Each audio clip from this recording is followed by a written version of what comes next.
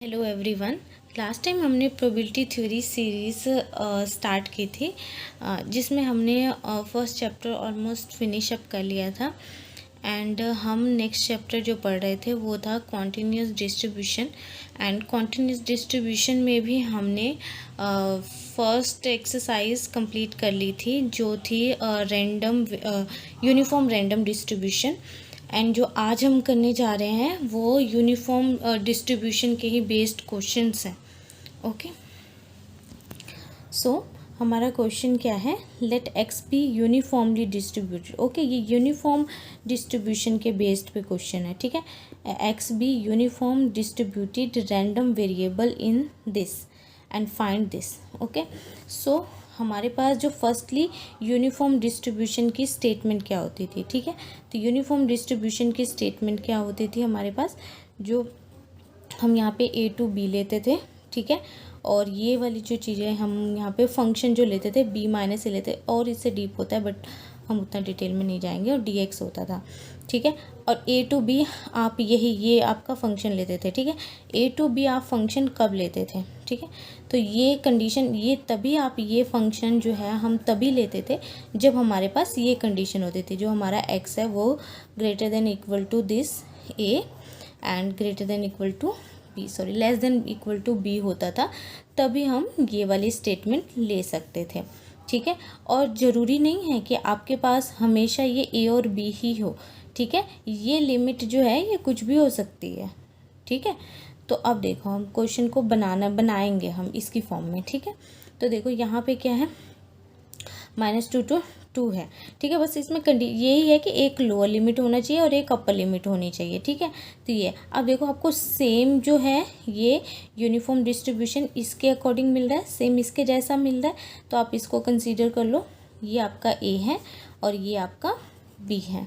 Okay, सो हम इसके according क्या बना लेंगे, अपनी ये वाली स्टेटमेंट यूनिफॉर्म रैंडम डिस्ट्रीब्यूशन जो फर्स्ट वाली स्टेटमेंट थी हम वो बनाएंगे। ठीक है, तो जो हमारा पीडीएफ ऑफ एक्स होगा यानी प्रोबेबिलिटी डिस्ट्रीब्यूशन फंक्शन जो होगा, या फिर आप ये लिख सकते हो आप कि जो हमारा एक्स है वो किन दो लिमिट्स के बीच में वेरी कर रहा है। ठीक है, और एक बात और देखो, ये स्क्वायर ब्रैकेट है। ठीक है, एक होता है ये इस तरीके के ब्रैकेट, ये जैसे ये है, ये ओपन ब्रैकेट होता है। ठीक है, ये ओपन ब्रैकेट हम कब लगाते हैं, जब हमारे पास इस तरीके की चीज़ दे रखी हो। जैसे अगर मेरा ऐसा दे रखा होता -x और ये 2, इक्वलिटी का साइन नहीं होता तो हम ये लगाते हैं। ठीक है, और जहाँ पर भी इक्वलिटी आ गई, देखो यहाँ पे भी इक्वलिटी है तो इस ये -2 के आगे ये लगा हुआ है, यहाँ भी इक्वलिटी है तो इसलिए इस 2 के पीछे ये लगा हुआ है। ठीक है, अगर मान लो आपके पास ऐसा होता है -2, यहाँ पे इक्वलिटी हो, फिर x हो और यहाँ पे इक्वलिटी ना हो, इसको कैसे लिखोगे आप, तो इसको आप यहाँ पे इक्वलिटी है -2 ये लिख दिया। ठीक है, और फिर यहाँ पे इक्वलिटी नहीं है तो आप ऐसे लिखोगे। ठीक है, इस जो इक्वलिटी के अकॉर्डिंग जो है हमारे ये जो लिमिट्स लिखने के जो टाइप है वो वेरी करेंगे। ठीक है, तो जो हमारा पीडीएफ क्या बन जाएगा, जो हमारी फर्स्ट वाली स्टेटमेंट थी वो एफ ऑफ एक्स की वो क्या बन जाएगी, ये देखो ये बना रहे हैं हम। ठीक है, तो यहाँ पे आपका क्या होता था, फंक्शन होता था ना आपका, यहाँ पे फंक्शन लेते थे, जो पीडीएफ था वो हमारा क्या था, हम यहाँ पे एफ ऑफ एक्स लेते थे और इक्वल टू दिस लेते थे। ठीक है, यहाँ पे बी माइनस ए लेते थे, और जो यहाँ पे क्या होता था ए टू एक्स, और यहाँ पे greater than equal to B, और 0 होता था एल्सवेयर। ठीक है, यही चीज़ बना रहे हैं हम यहाँ से। ठीक है, क्यों बनाया हमने ये, क्योंकि हमारे पास इस तरीके की लिमिट थी। ठीक है, तो देखो यहाँ पे क्या होता था बी माइनस ए, यानी upper limit minus lower limit, तो उसके वजह से यहाँ पे 4 आया।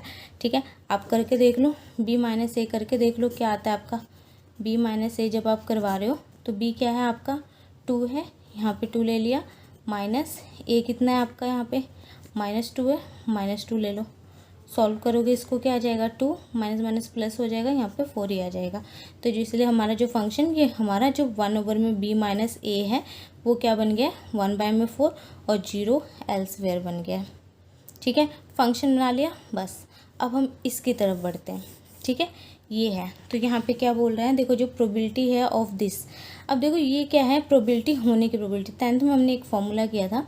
ठीक है, 10th में, हाँ +1 +2 में भी किया है, यानी कि जो होने की प्रोबेबिलिटी होती है, प्रोबेबिलिटी होने की प्रोबेबिलिटी और ना होने की प्रोबेबिलिटी वो इक्वल टू 1 होती है, ठीक है। तो उसमें से होने की प्रोबेबिलिटी और को हम क्या कर सकते हैं, 1 माइनस ना होने की प्रोबेबिलिटी में चेंज कर सकते हैं। ये जो होता है ना, इसका बिल्कुल ऑपोजिट होता है, ठीक है। ये हमने पढ़ा हुआ आइडेंटिटी है ये। तो हमने ये लगाया यहाँ पे, ठीक है।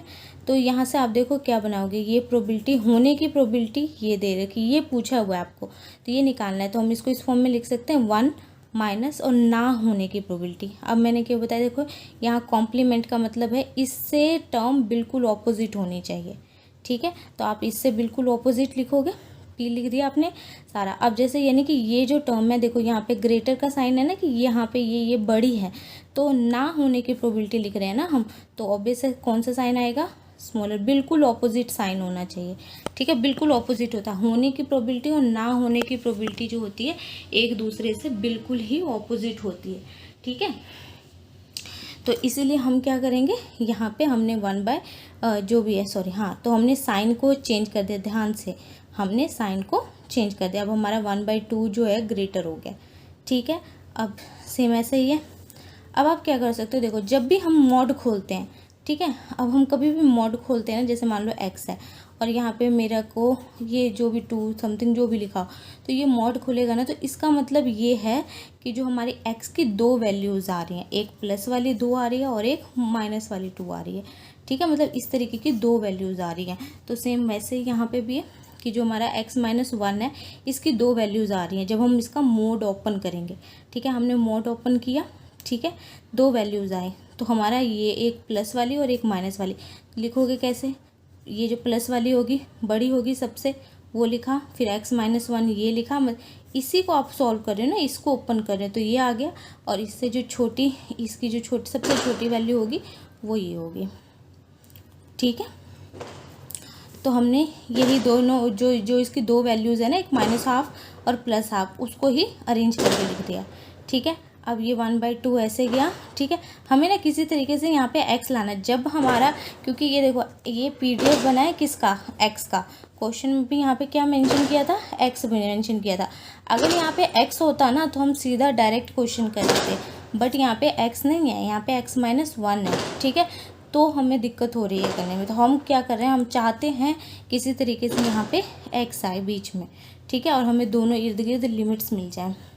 तो हम क्या करेंगे, ये 1 उधर जाएगा, तो ये 1 उधर जाएगा तो प्लस में हो जाएगा, तो 1/2 को आप यहाँ पे ऐड करवाओगे तो ऑब्वियस है ये क्या बनेगा, 3/2 बनेगा। यहाँ पे एलसीएम तो 3/2 ही बनेगा ना, तो ये चीज़ जो है ये बन गई। ऐसे अब देखो आपका x आ गया यहाँ पे, बस अब आपको कुछ नहीं, अब सम ईजिली सॉल्व कर लो, बस ये बचा ये। अब आप लगा दो, क्योंकि जो हमारा x है उसकी 2 लिमिट है, कि एक लोअर लिमिट है और एक अपर लिमिट है ना।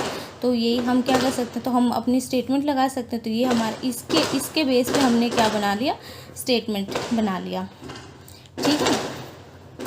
तो इसके बेस पे हमने स्टेटमेंट बना लिया कि जो हमारा एक लोअर लिमिट ½ है, अपर लिमिट ये है, और हमारा जो फंक्शन है वो dx है, जो भी है, ठीक है। और उसके बेस पे आप लिख दो। तो आपने अपनी फंक्शन क्या लिया हुआ था इस क्वेश्चन के लिए, 1/4 लिया था, ठीक है। यही लिमिट यूज़ करके हमने ये बनाया ना, ये सारा को इसी में इंक्लूड हो रहा है, ठीक है। तो हमने ये लिया, f(x) की जगह क्या ले लिया, 1/4 ले लिया, dx ले लिया, बस आपको इंटीग्रेशन सॉल्व कराना है। ये 1 एज इट इज़ बाहर ही है, ठीक है।